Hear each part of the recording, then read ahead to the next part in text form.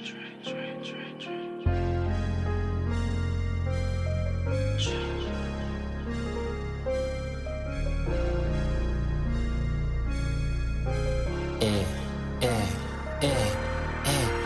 I come to your city, I'm a new score. Broke your high score soon as I step through the door. Tryna stack my paper up like a bookstore.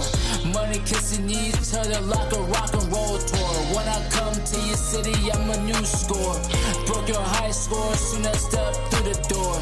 Tryna stack my paper up like a bookstore.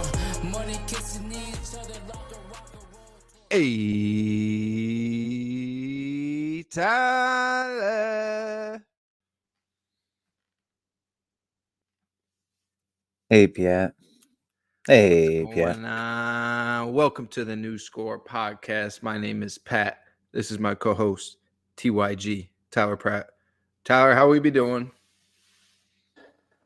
We be doing. We're in the clouds out here in central New York. Big fog warnings, but we be doing. And by the way, just want to say before we get started, this drink here, I don't know if anyone has had it. Bourbon Smash, little 10%er. It kind of is like a Cheers, mate. cheers. Relatable to a Moscow Mule. Throw this shit on some ice. Golden. It'll take most of you just one. We want to thank y'all for listening.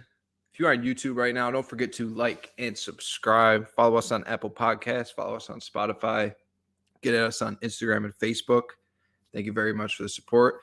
Tyler, we also got a Twitter account now, or X, and TikTok on the way. So we're making moves there. This is episode 21. We got some NFL conference title game previews to talk about. We got a pet peeve segment, and we're also going to talk about some of the latest head coach hirings around the NFL. A couple coordinator moves we'll talk about as well. But big weekend coming up. Your boys put a Baltimore Ravens, San Francisco 49ers Super Bowl future bet in back in October on my birthday. So that's who we'll be rooting for this weekend. Tyler, are you putting in any bets this weekend? I'm thinking about just letting it ride with that. Yeah, I'm very tempted to let it ride, but at the same time, I'm tempted to hedge. Only because of the referee news that's been circling. But I'll digress. You've been on something lately about that. It's fucking refs. I know. They're like little seeds. They're fucking being planted. Yeah, we could talk about that. Before we get into some NFL talk, I do want to just put it out there that, you know, in a few weeks' time, football season is going to be over. So if, anybody's been listening to this and just wondering, like, why is this all these guys are talking about? It's just because it's all football right now, but is right after the Super Bowl, we're going to make a transition. We're going to start talking about NBA. We're going to start talking about NHL. Start talking about anything, honestly, that's going on. We're going to get into spring training MLB here pretty soon as well. I also want to talk about do some like TV show, movie reviews on the pod, stuff like that, new music album reviews. Just want to, get a little more variety after football, since that's pretty much been the sole focus of our podcast since we started.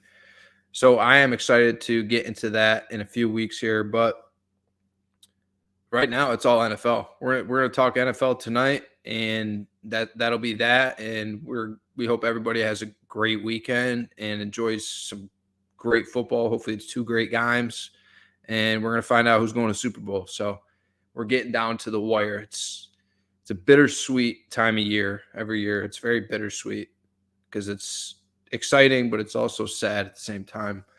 Let's get into our pet peeve segment, though, Tyler. Tyler, what's your pet peeve of the day? pet peeve of the day, January 25th, is not just specific to waitresses who don't know the circumstance of what's going on around them, people in general, but today's situation that I'm going to talk about happens more than you would think. So we're on lunch. We go across the street to this place that we go very frequently. We have our company has a discount there. That's how much we go. So we walk in. We know the owner very well. We have a fantasy league with the whole nine, and it's you're supposed to wait to get seated. We normally sit at the bar. The bar was full. The place was packed. It was like 12:30, so prime time for lunch. We make eye contact with the owner. The owner notified my co-worker to go ahead and seat ourselves. So we walk over to go sit down, and this lady, waitress there, very rudely, may I add, goes, Your sound's hey out. guys, what? You got to repeat like the last 15 seconds. Your sound was out. Okay. So, shoot, what'd you last hear? Waitress went over. Okay. Yeah. So waitress comes over and, with a rude type of snarky tone, asks us why we're seating ourselves. And there was a sign up front that she would seat us, asked us if we saw the sign. And, we politely reply like, hey, we know Matt, and he told us to come over here. And she didn't even acknowledge what we said, just turned around to go grab menus.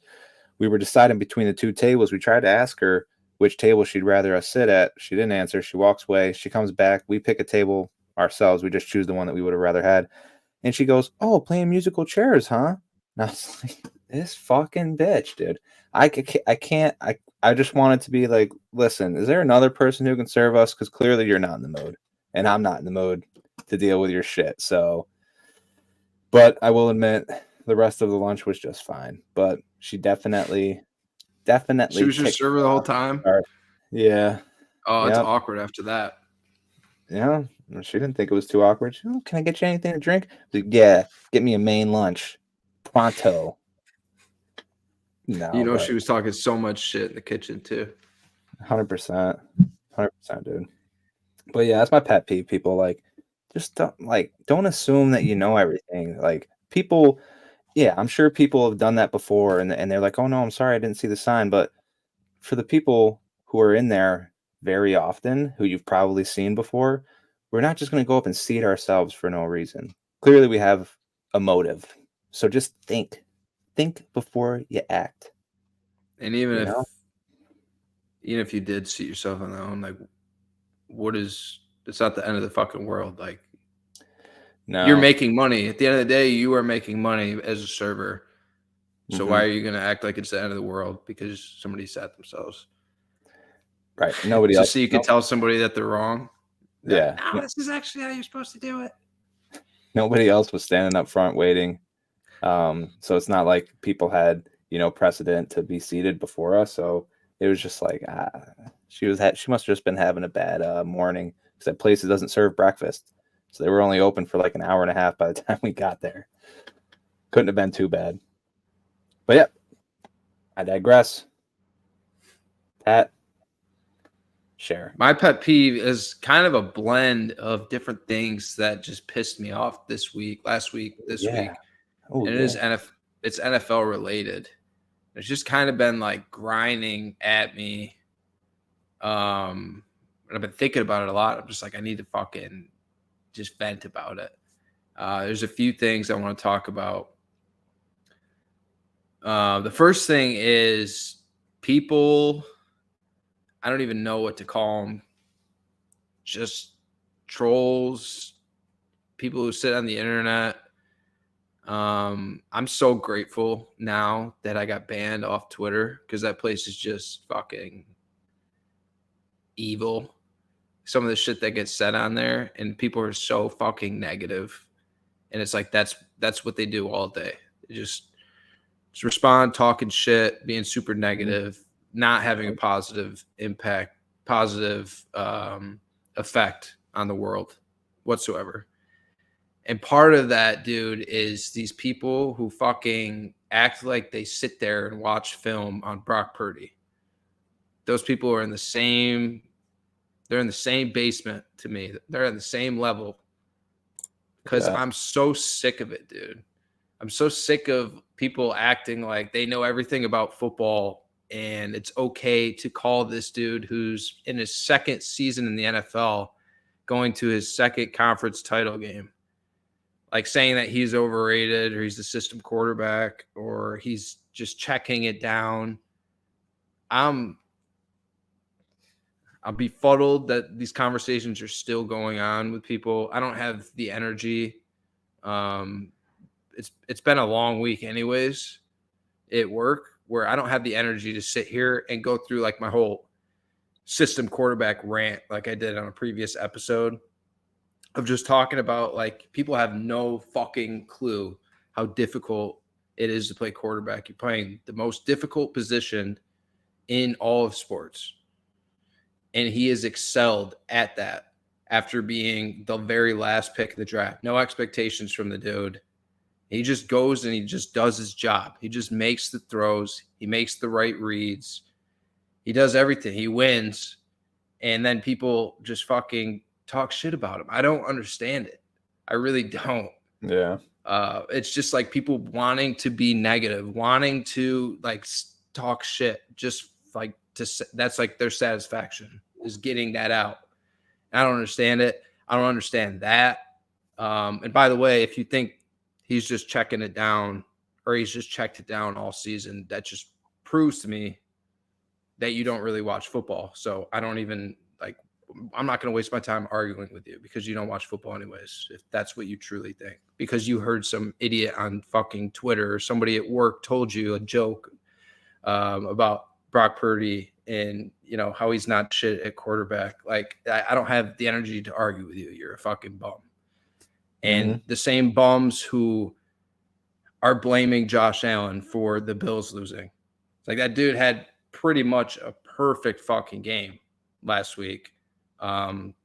He did miss that throw late. He missed Diggs on that drag route. Would have got him a first down when he threw it to Shakir in the end zone. Underthrew him. Could have been a touchdown, or they could have easily gotten the first down. He just missed Diggs going right over the middle. Like, that was bad play by Josh. And then the next play, he has to scramble, throw it away, and then they missed the field goal, game over.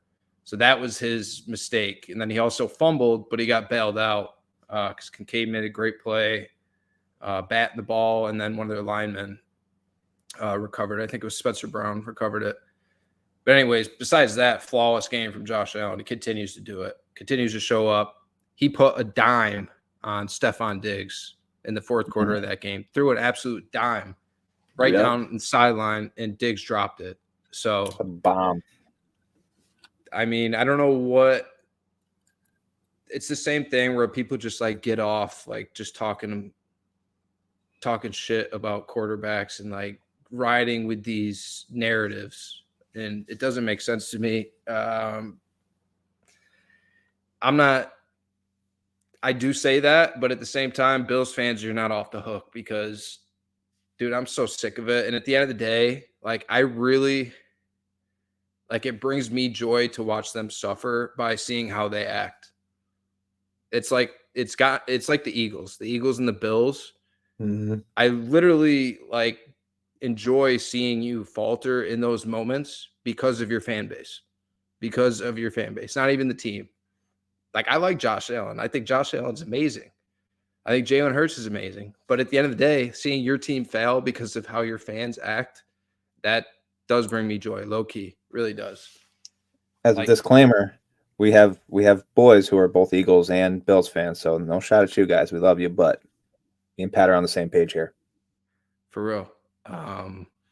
And those boys that we do have can't argue that. They know that's the case because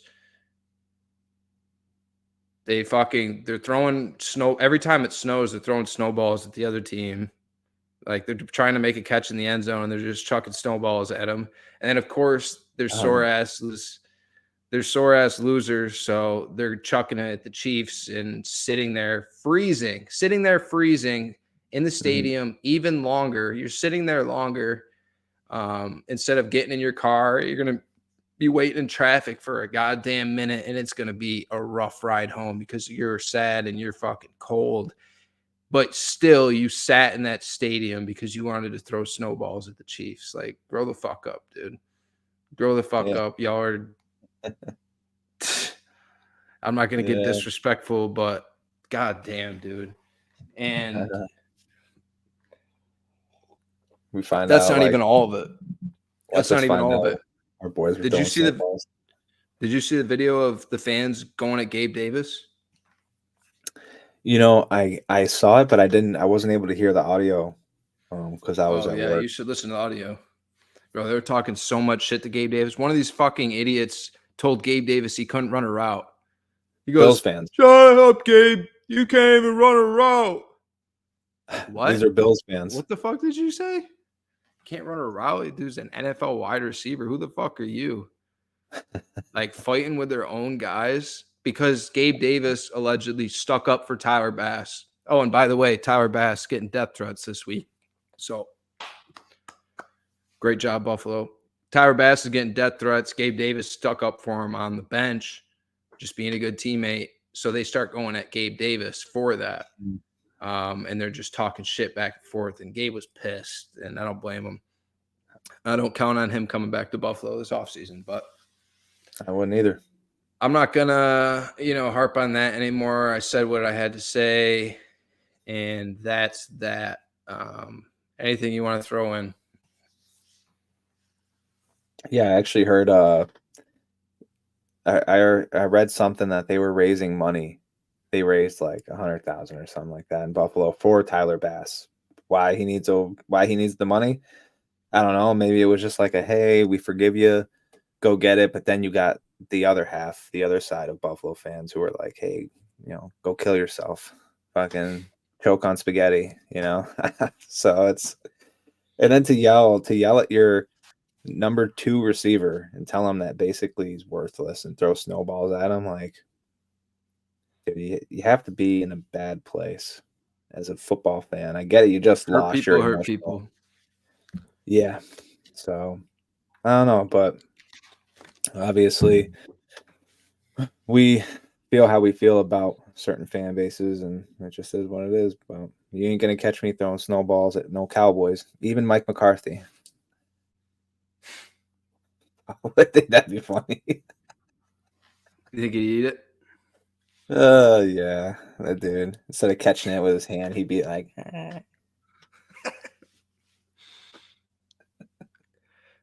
All right, that is it for our pet peeves. Let's get into the NFL. Let's talk about some hirings before we get in these conference title games. I want to start it out with the biggest coaching hiring, and that is Jim Harbaugh going to the Los Angeles Chargers. Oh, man, congratulations to me and my Ohio State Buckeyes that he's gone. Congratulations to the Michigan's dead, by the way. Congratulations to Los Angeles Chargers fans, because if you're an actual diehard Chargers fan, first of all, I feel awful for you. Especially if you're our age and you've gone through watching as much as we've watched the Chargers growing up. Good for you to get someone out of all of the options out there. This is the one. I strongly believe that this is the one that is guaranteed to turn your football program around. Like your team, I'm calling it right now. The Chargers are going to have double-digit wins next year, because that's how good not only a coach Jim Harbaugh is, but he sets the entire culture in a building. He's won literally everywhere he's been in college. And then in the NFL, since he's been in the NFL, for the last day, they showed the stats for best winning percentage of active NFL coaches. And guess who's first? Jim Harbaugh. Jimmy. So he's literally won everywhere he's been. I would not be surprised at all if the Chargers won that division next year. I really wouldn't. But what a hell of a division it's going to be with Andy Reid if he doesn't retire, Sean Payton, and now Jim Harbaugh. Is Jim keeping the current staff, or are they going to move on from some of the coordinators? I would imagine he's going to bring in his whole new staff. I'm always interested in where Kellen Moore's going. Big Kellen Moore fan. So yeah, I was thinking about Kellen Moore, but I was hoping, I thought it'd be cool to see Vic Fangio just got let go by Miami. I was hoping to see him go there because that was his DC in San Fran.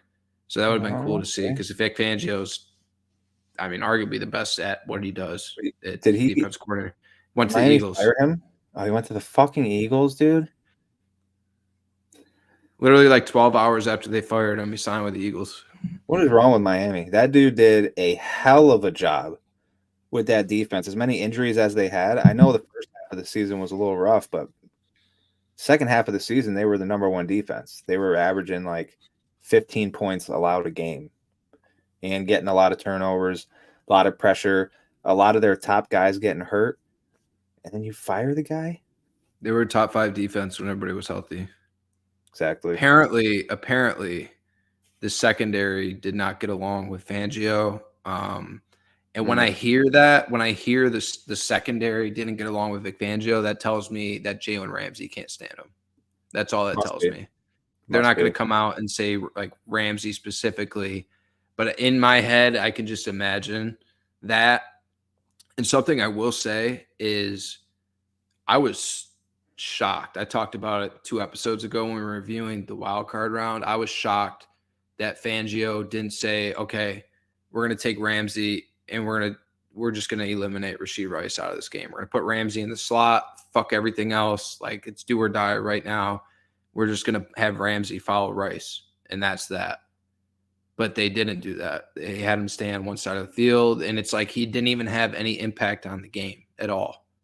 And that was something that like, he did so well for us is we would switch it up and we would put him on the inside and we would blitz him and we would just get him way more involved in the game. And like, that's what he wants. Like, he's a great tackler. He wants to be involved in the game. He doesn't just want to be sitting on one side of the field, knowing the quarterback's not going to go his way, especially when Xavier Howard's banged up and they got, a third string on the other side. He fucking Eli Apple in the game.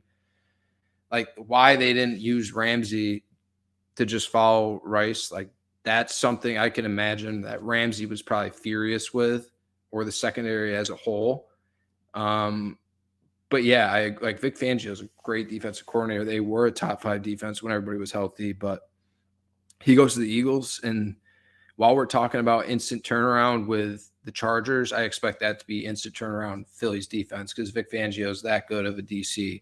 They are going to have to do some serious work in the offseason, getting some linebackers and secondary, especially safeties, and hell, corners too, the way Bradbury looked down the stretch. So they're going to have to do a lot, but Fangio is the right guy for the job for sure, and he's going to take a lot of heat off of Sirianni next year. I guarantee that. But going back to Harbaugh, instant culture change, guarantee you double-digit wins. I was thinking about it last night. I was just thinking, like, if you are the Chargers, who do you keep and who do you move on from? And it kind of gets interesting. Obviously, you have Justin Herbert, and that's the whole reason why Harbaugh's there is because of that. There's no other reason than Justin Herbert than why he chose the Chargers. But I think they move off Eckler. I told you last night, Blake Corum, that'd be a great spot for him. Going right to Harbaugh. I'd imagine he's going to get at least one Michigan player in the draft, but probably. That's another thing is he's a great talent evaluator, and he's been a college football coach now for the last 10 years. So what head coach in the NFL is going to know like more just scouting based than this guy who's just been coaching college the last 10 years? I love the fit. and I'm excited for Chargers fans because I know it's been fucking hell. And it's like they're always that team that comes up in the end losing the game. They always do it. And what a complete change from you go from Brandon Staley to fucking Jim Harbaugh, dude. Are you kidding me? Like that is the upgrade of a lifetime. But anything you want to add about Harbaugh? You think Mark's at home just going, Jimmy? He loves it. Jimmy. But yeah, no, Chargers fans, they gotta keep going. LA, I mean, it's a huge change. Huge change for them. Chargers just have they got a lot of work to do with the roster. They have a lot of, I think, financial decisions to make. They have a ton of money tied up, like you've mentioned before, in that defense. And then offensively, Eckler's gone. I doubt Keenan they Allen, spend. Mike Williams. They're both Yeah, injury prone. right. Keenan Allen's getting up Older. there in age. I don't know how long they're going to continue to excuse me. I don't know how long they're going to continue to pay Mike Williams and just be like, hey, we know you're only going to play probably a max of like 8 to 9 games this year, but in those 8 to 9 games, you're really going to help us win. So here, take $15 million a year. Just do an incentives-based contract. Like older players, especially receivers specifically, towards the end of their career, especially if they've had an injury history. Like this is what the Rams did with Odell.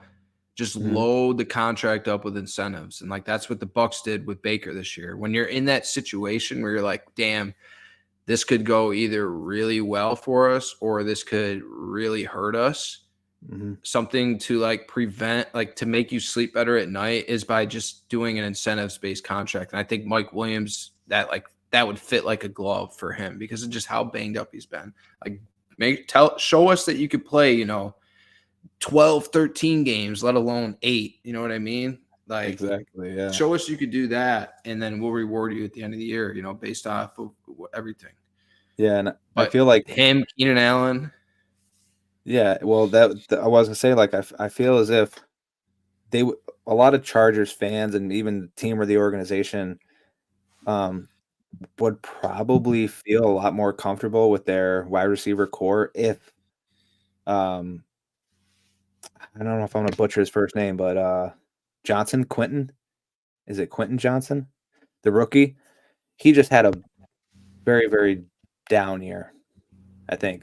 Spent a first round pick on him. Expectations for a first round pick are obviously relatively high, especially when you're a wide receiver. So he had a bit of a flop. So not to say he can't turn it around, but I don't think that Chargers fans feel good. Like, oh no, we still got Quentin Johnson. It's like he's talented. He just, he's got to put it all together. And maybe with Jim Harbaugh, he does. And I've been seeing mock drafts of Brock Bowers. You know Brock Bowers, right? So No. Brock Bowers, if we're take the quarterbacks out of the equation, Brock Bowers is the second. Like if the quarterbacks are out of the draft and we're just talking offensive player, honestly, any player, he would be the second pick without quarterbacks. It would be Marvin Harrison and it would be Brock Bowers. He's that good. Was He's he from Georgia's Georgia? tight end. Yeah. Yeah. Okay. He No, I got didn't. hurt. He got hurt down the stretch this year, probably midway through the year. So he was banged up, down the end of this season. So, but it's not going to hurt his stock at all. Like he's good to go. And some of the stats and the film that kid's put up these last couple of years at Georgia, he is incredible. Like to me, it blows Kyle Pitts, even like what they were saying about him going into the draft, blows that out of the water. And I could see him going like that. I think Pitts went 7th overall. And I think it's going to be like right around like that 7, 8, 9 for Bowers, which the Chargers are going to be right in that range. I'm not sure what it is, but they're right in that range. So I think that's a great fit for them. I could also see him going receiver too, but I just feel like Brock Bowers would fit like Harbaugh's culture. Like he's a tough kid. Oh yeah.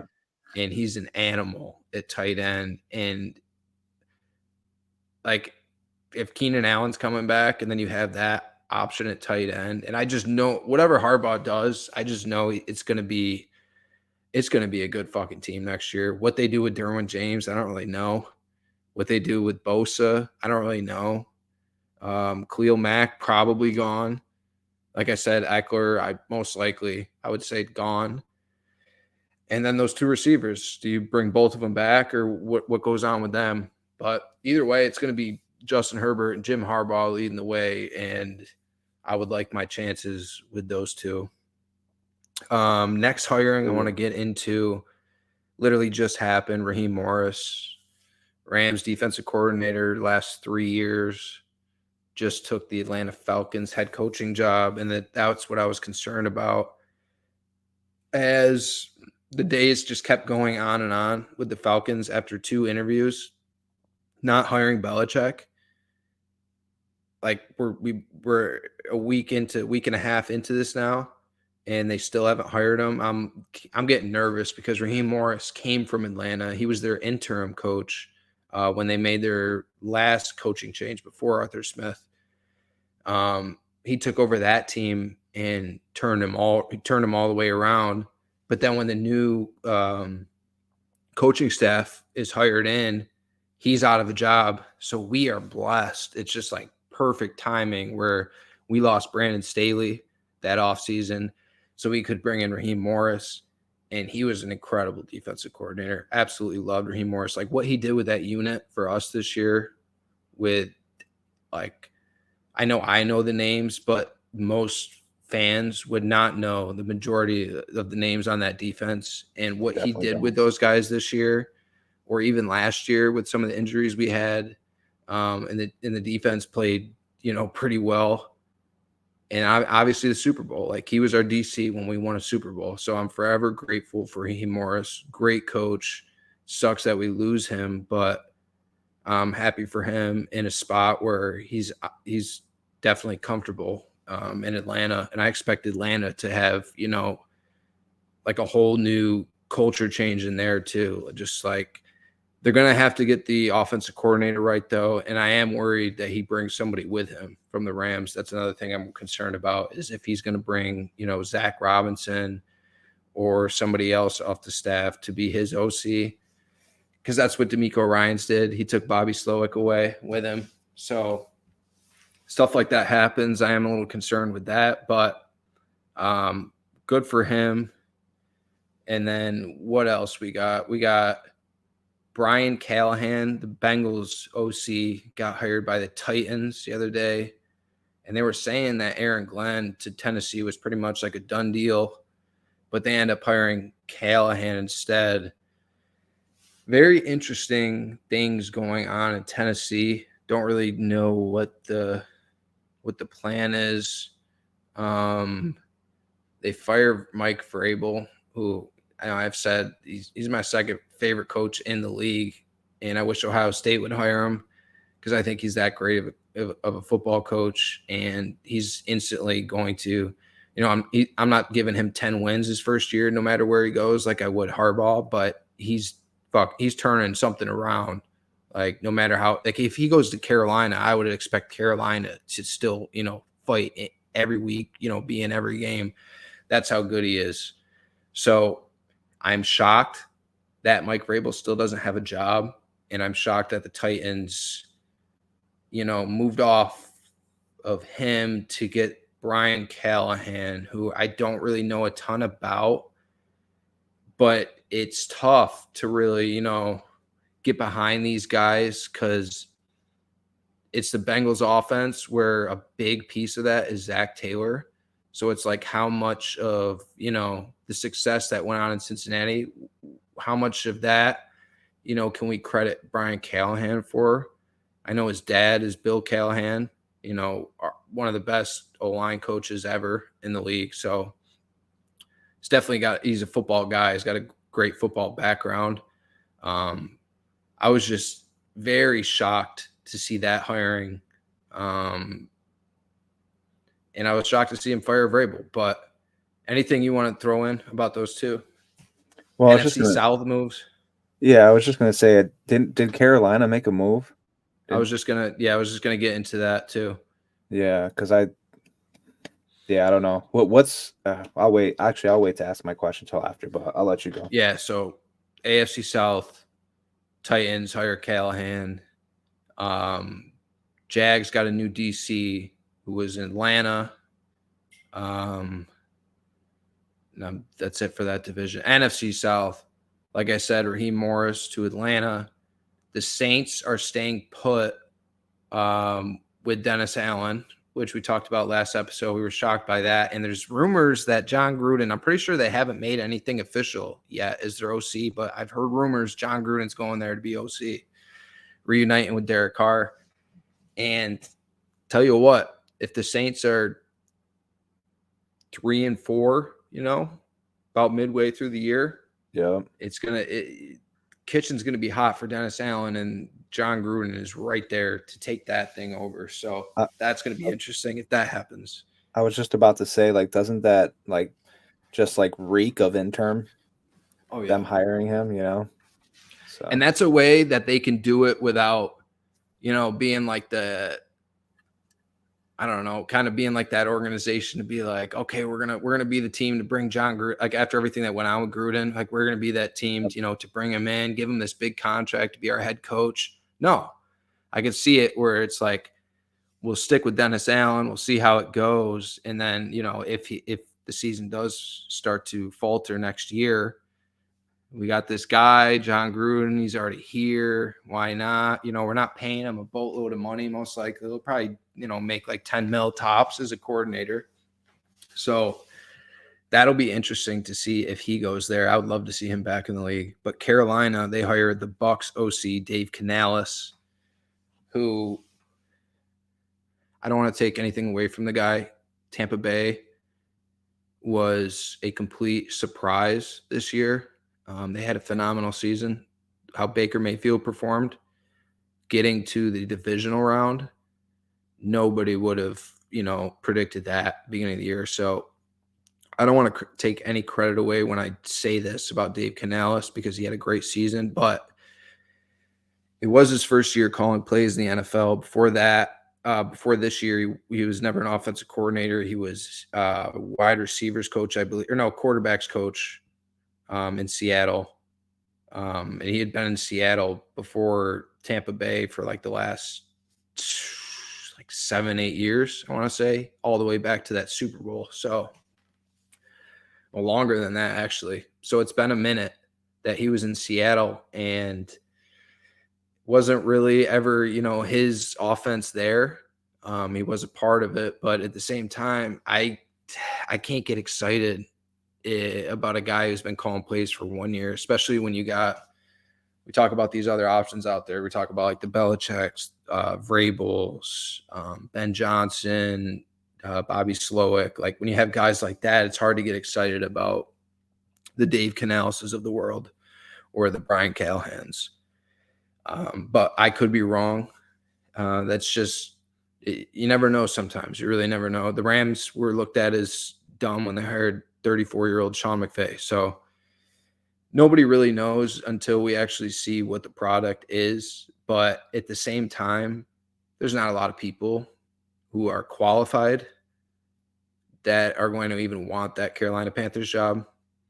Like if you're Dan Quinn, for example, right, and you could sit in Dallas, you're making plenty of money, everything's comfortable, like not all the heat is on you, it's all on McCarthy and Dak, and you got a great thing going, and you guys are, you're running it back.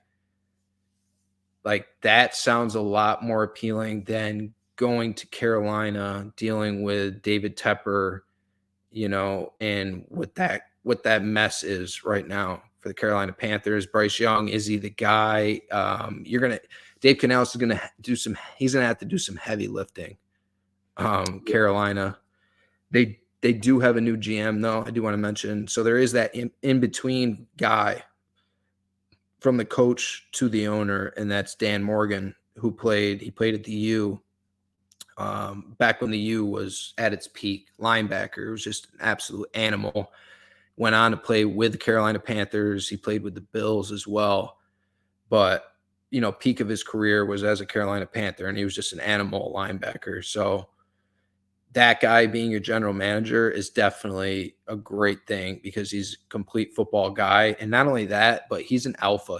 He's an alpha in the room, that he's going to take a lot of the heat off of Canales as the head coach, because he's going to be the one dealing with Tepper, in my opinion, for the most part. And he's going to be like, Dan Morgan, is much football, as big of a football guy as that is. Like, when you're David Tepper, are you really going to, go at it with this guy like everything when we're talking about building a football team? I can't see it. Like, how stubborn, how arrogant would that guy have to be to really challenge Dan Morgan? That's how I see it. So that's a good shield, so to say, for Canales. But either way, it's going to be a tough start, in my opinion. But hey, that NFC South, who knows? Like, we saw the Bucs do what they did this year. You never know. Like, Carolina could make a run next year. You don't know. Like, who would have predicted Houston? Who would have predicted Houston this year? Yeah, they must have just thought that, Canales is, from what was available, the best fit for Bryce Young. I don't know, right? When you got a young quarterback who was a number 1 overall pick and he struggled in his first year because the team was just fucking awful. I feel like at that point, you're searching for someone who can put the quarterback in the best position. Maybe they think he's it. I don't know. But the real question is, for Carolina, when are you bringing in Luke Kuechly? Huh? When's the guy, the face of that defense for 10 years? When's he coming back? When's he going to be a part of your organization? Because it's going to happen at some point, whenever he's ready. So, Luke, they need you. They need you bad. That would be awesome if they got Kuechly in the building. It would. Just bring back a bunch of guys from, that era. Get Ted Ginn in the building. Right. I mean, Greg Olson's already in commentary. He's halfway there, Greg Olson still has, a lot of love for Carolina too. Pretty sure that he still lives right in that area too. So obviously he wants to see something out there. He's not going to be able to be involved because he's such a dope commentator. So I don't think he's going to stop doing that. But right. Yeah, Carolina Panthers legend for sure. Yeah. I'm trying to think any other moves that have happened. Washington still open. Could be Ben Johnson, could be Bobby Slowick, who knows? And it's like those two guys, you say, like, maybe Carolina thought Canales was the right guy.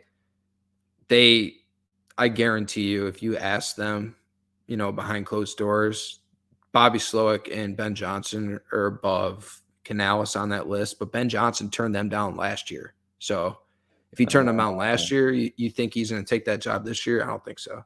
Well, he's also still Slowick. He's still coaching right now because the Lions are, playing. And can they even negotiate? Can you talk to? Yes.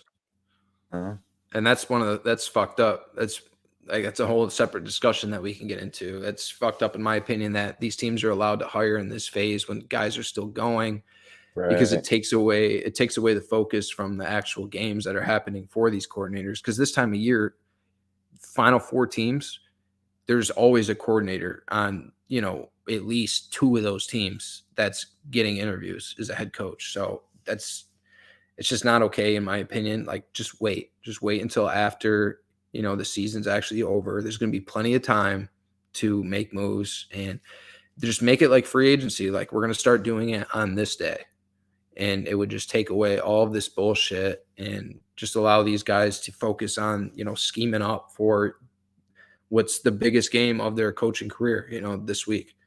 So Ben Johnson, like I said, turned it down. Bobby Slowick, to him, it's like, do I want to leave this thing that we got going on in Houston right now for that, where I could be looked at as an idiot because of the situation that I put myself in, where it's something that not a lot of people in the world can turn around. So Washington could be an opportunity for either of those guys, but we'll see what happens. That's all I could think about. NFL coaching that I wanted to talk about. So let's dive into these conference title games a little bit. We got the Baltimore Ravens. We'll start out. Actually, what's the first game? Chiefs, I think Ravens, it is. Yeah, it is the first game. Okay, so Kansas City Chiefs, Baltimore Ravens. First of all, Chiefs, Ravens, Lions, Niners. Like, they're going into the playoffs.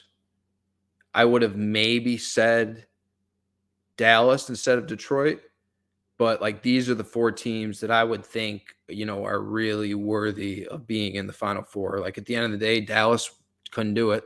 They fell apart in the playoffs, and Detroit has held up. So they take that spot, and they're in the conference title game against the Niners, 2 teams that it doesn't surprise me at all. And then we talk about the AFC. You got Patrick Mahomes in his 6th conference title game. He's been a starter for 6 years in the NFL. This is his 6th conference title game. Absurd. Absolutely absurd that he's gotten this team here. We talked about it, on past episodes. Like, is this team dead? We talked about doubting them, not really seeing a run. I just want to put it on the record now that the Kansas City Chiefs have reached that point, to me, and Patrick Mahomes specifically. They've reached that point where I'm not buying into anything I see on TV or hear about throughout the season of this team can't do this. This team, are they done?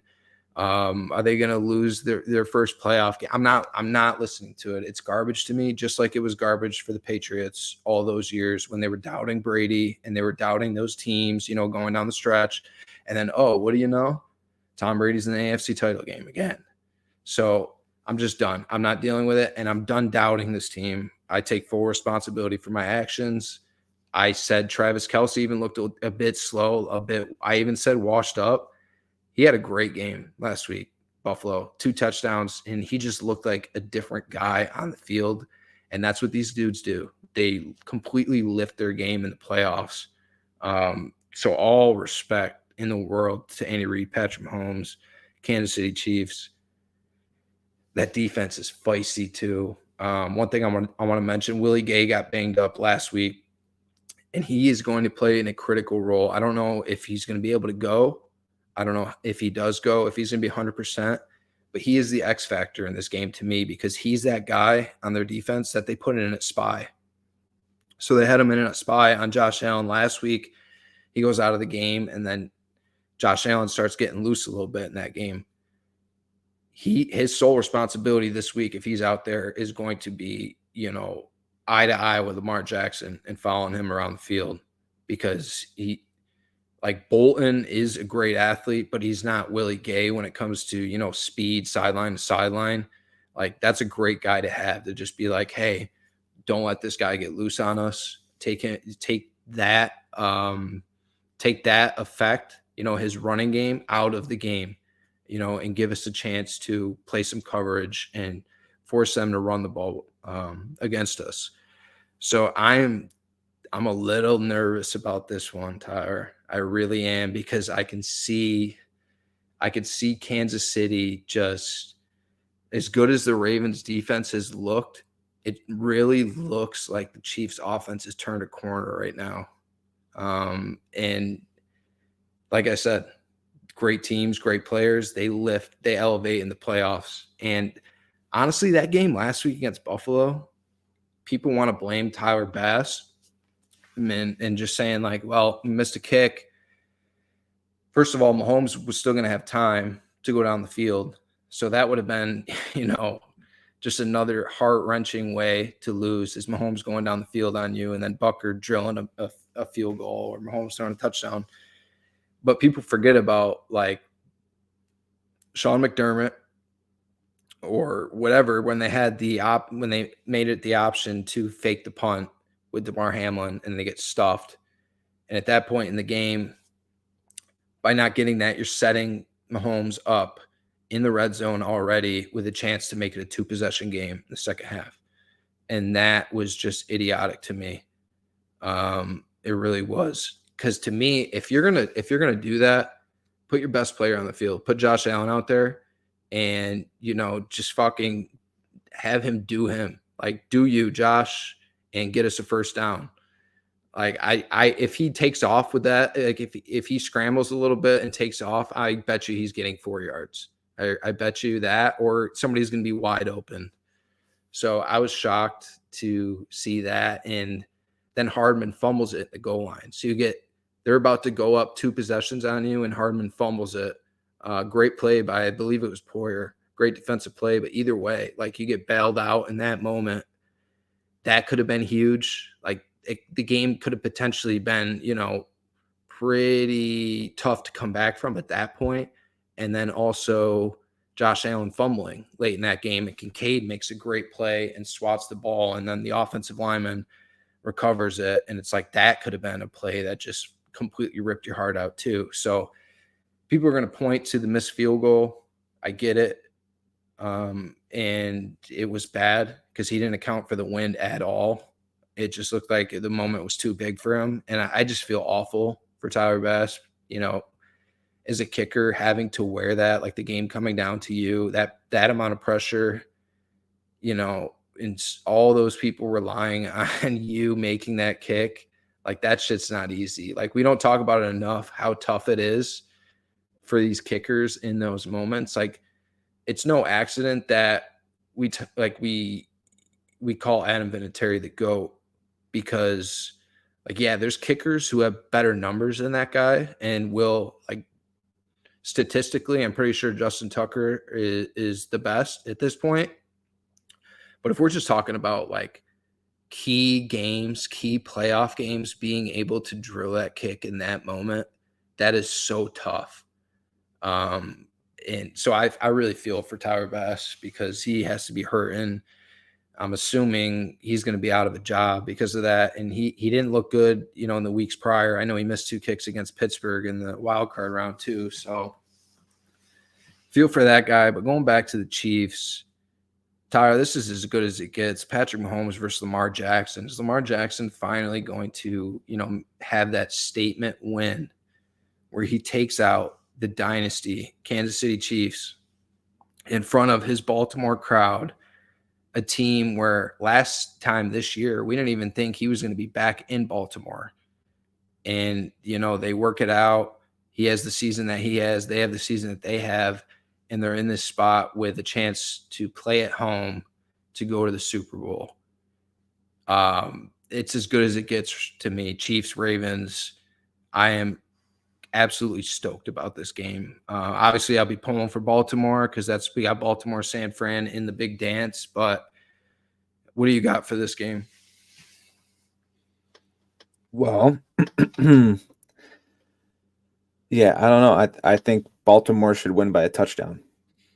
3.5. That's the spread. 3.5. I thought about taking Kansas City money line. It's at like plus 164 just to hedge in case the Ravens don't win. But, like, I don't know. The Ravens are just such a better team, in my opinion.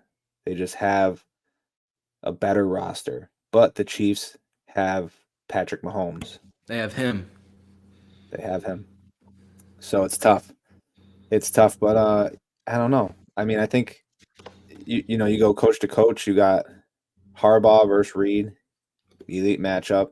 Lamar versus Mahomes, elite matchup. This Ravens, defense has been playing great. And every time the Ravens, I feel like this year, played one of those better teams in the league, they fucking smacked them. They smacked the 49ers. They smacked the Dolphins. Spanked a couple other teams. Like, everybody except the Rams. Yeah. Yep.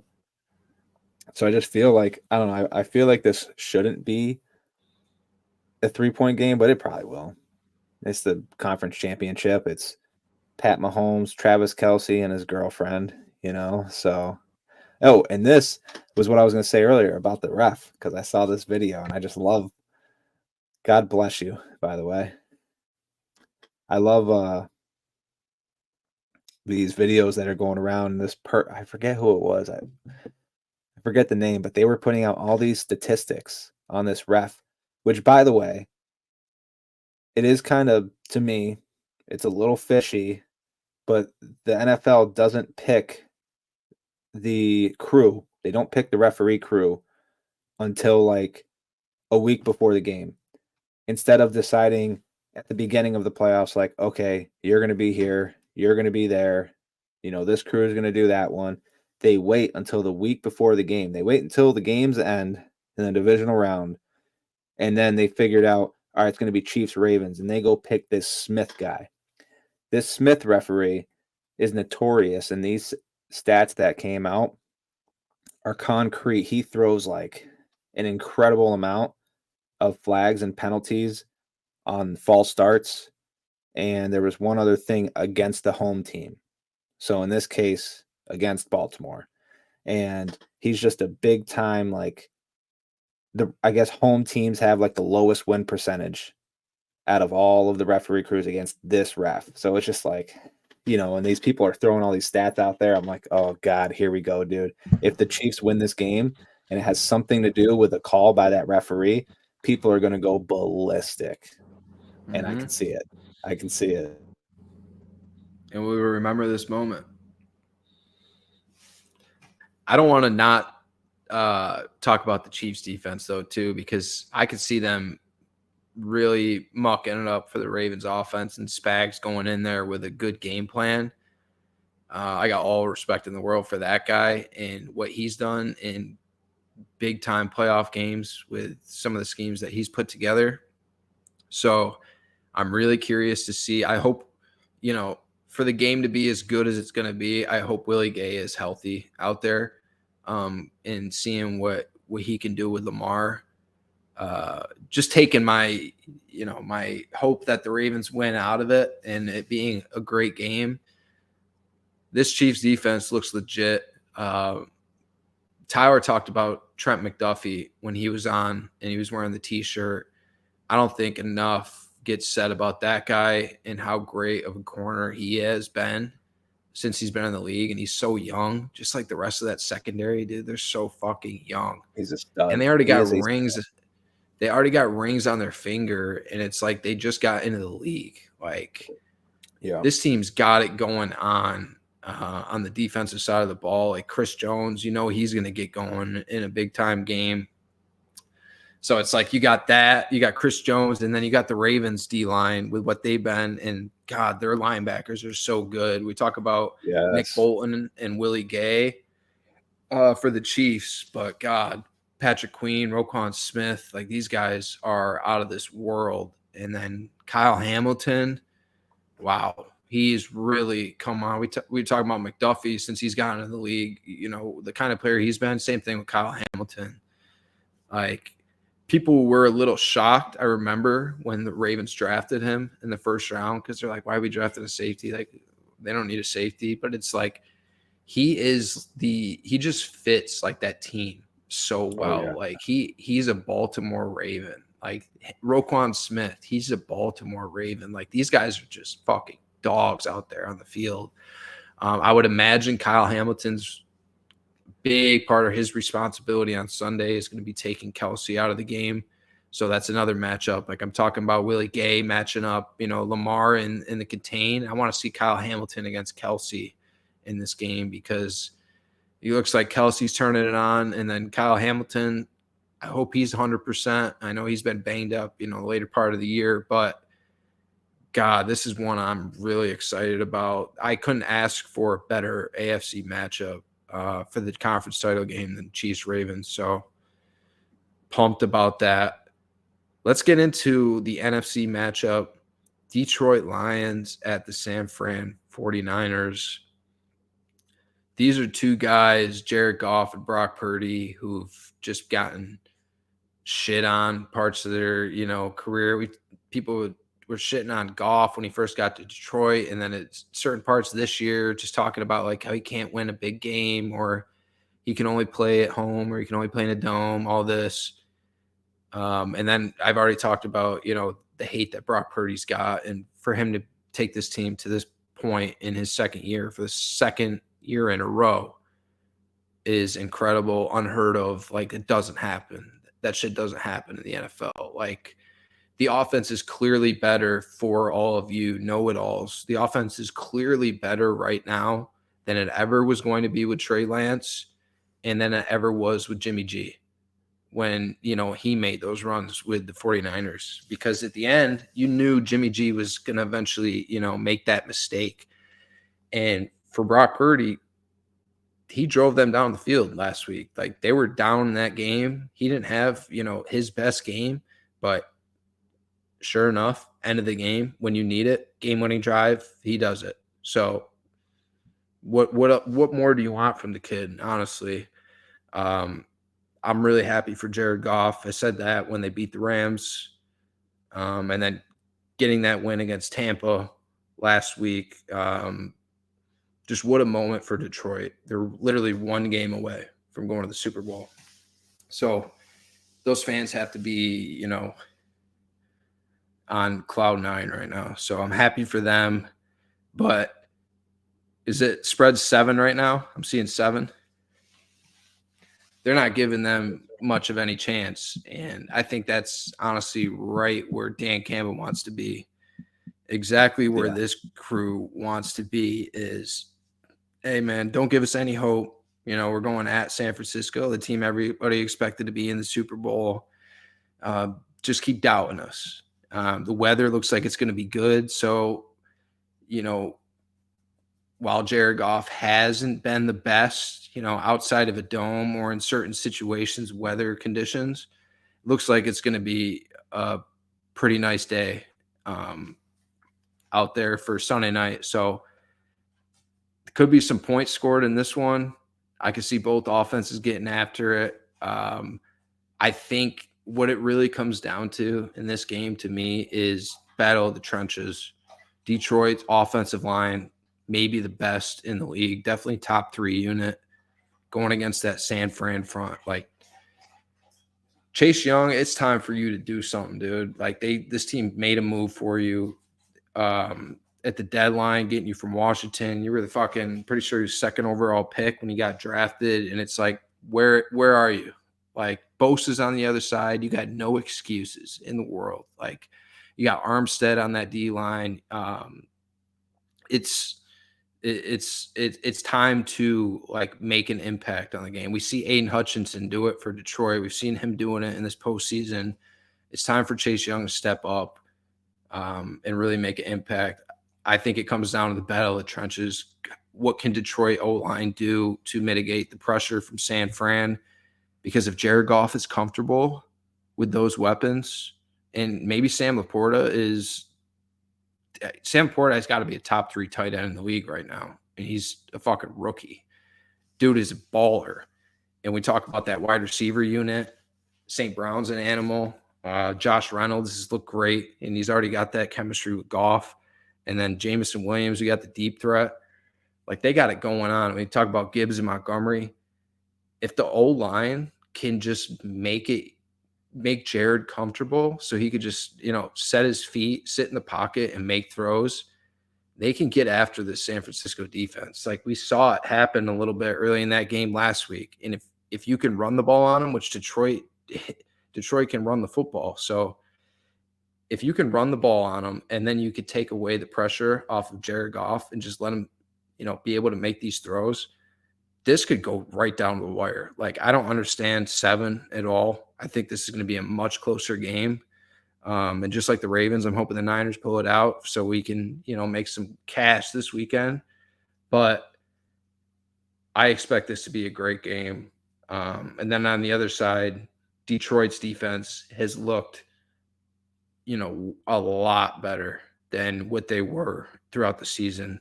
It looks like they've started to turn a corner, and I'm sure Gardner Johnson coming back on that defense has been a big part of that. Brian Branch, what a pick. We talk about Laporta and how great of a tight end he is, and then we talk about Gibbs. But Brian Branch, like, they've hit on all these draft picks. Like, they've got these last couple of years from that Rams trade and then their own. Like, they've hit on every single one of them. So this team is super talented. I know, like, the Niners have They got C-Mac, they got Debo, they got Ayuk, they got Kittle, and then we talk about the defense, all the guys they got. But Detroit is right up there with, being one of the most talented rosters in the NFL.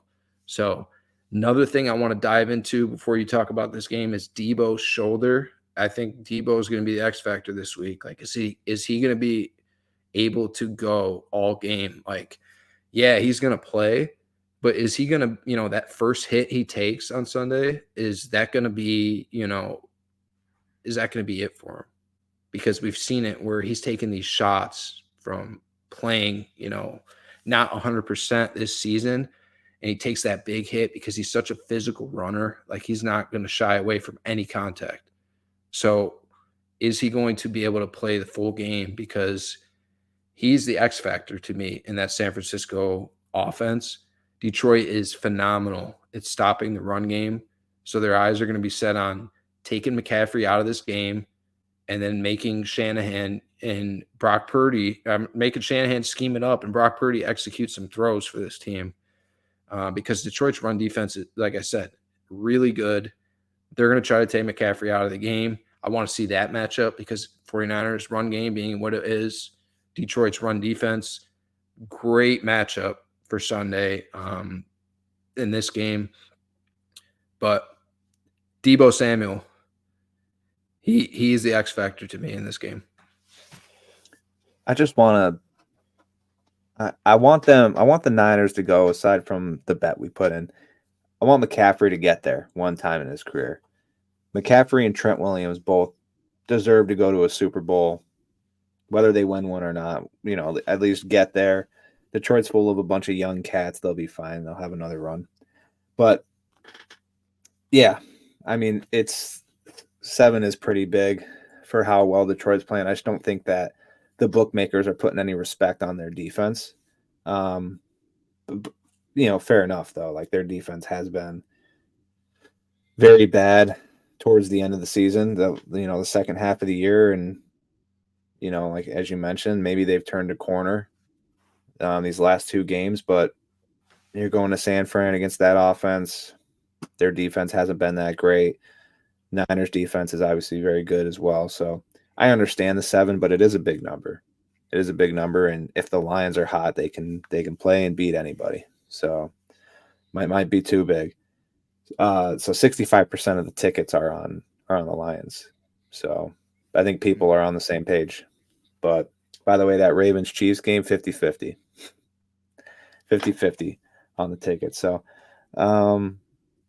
yeah, I mean, I think it's going to be a great game, though. I think both these games are going to be great games. And that's all you want to see. That's all you want to see in this situation. No doubt. And, hey, after Sunday, we are going to know who's going to be playing in the Super Bowl. And that's always a great thing to look forward to. And then diving into that game, talking about that is going to be exciting. So that's what we'll get into next week. But that's it. That's it for our conference championship preview, our coach hirings, pet peeves. That's it. We hope everybody has a great weekend. We hope we got 2 great games to watch. And like I said, Sunday night, we're going to know who's playing in the Super Bowl. So can't beat that. Everybody, thank you for listening. Don't forget to like and subscribe on YouTube. Follow us on Apple Podcasts. Follow us on Spotify. Get at us on Instagram and Facebook.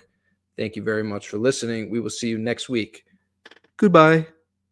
Peace.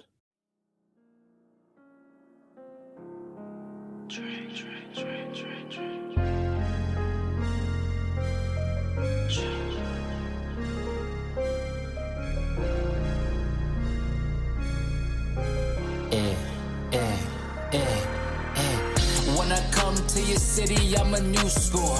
Broke your high score soon as I step through the door. Tryna stack my paper up like a bookstore. Money kissing each other like a rock and roll tour. When I come to your city, I'm a new score. Broke your high score soon as I step through the door. Tryna stack my paper up like a bookstore. Money kissing each other like a